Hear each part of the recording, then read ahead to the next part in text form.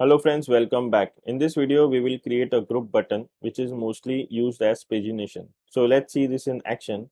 So here I have taken a div. So this is our parent div, and inside this div I have taken 4 A tags. So here I will add the arrows and the pagination. Okay. So in the first A tag, I will add the left arrow. So I'm using Mac to have the emojis. I will press Control, Command and Space. Okay, so here I need the left arrow. So this one, if I type left, you will see this left arrow. Okay, and then here I'll add the pagination, which is 1. This is 2, and here I will add the right arrow. So Control, Command and Space, and if I type right, you can see this right arrow. Okay, if I save this,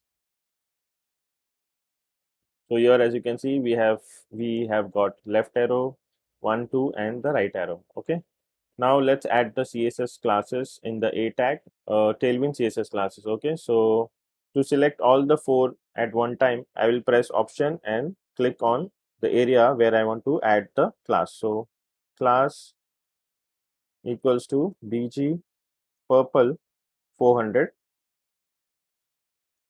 Text is going to be purple 200. Let's save this.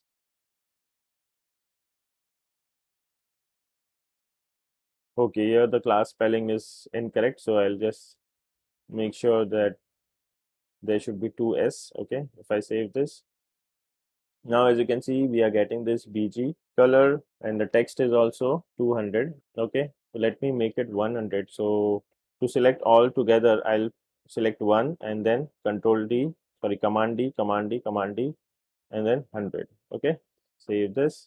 So now it is looking okay. Now as you can see we are having a lot of space in between these boxes. So this is coming because of this space X4. To avoid this, we will wrap all the 4 A tags inside a div. So I'll take a div and let's cut this and I'll paste it here. Save this.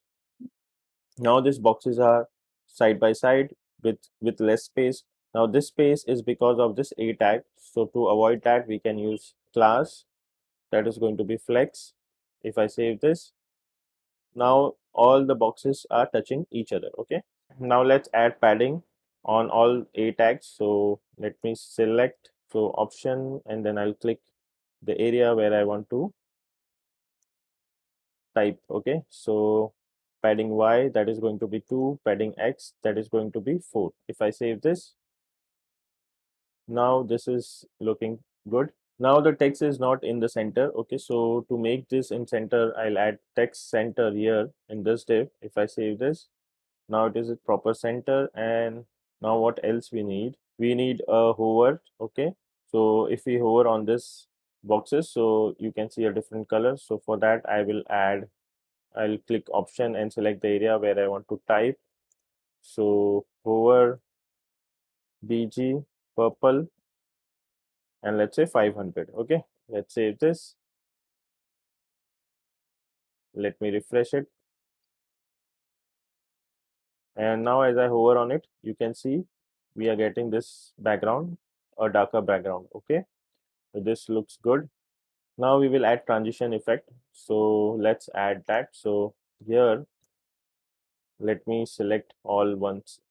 Okay, and here I will add transition and duration. We can keep it as 300. Okay, let me save this file. And now if I hover, you can see the transition effect. Okay, so this is looking much better. Now as you can see, the width is different for this arrow and for this pagination. So we can fix this by keeping a common width. So let me select all at once and we will remove this padding X4 and instead we will write width 16. Okay, if I save this, now the width is common for all the boxes.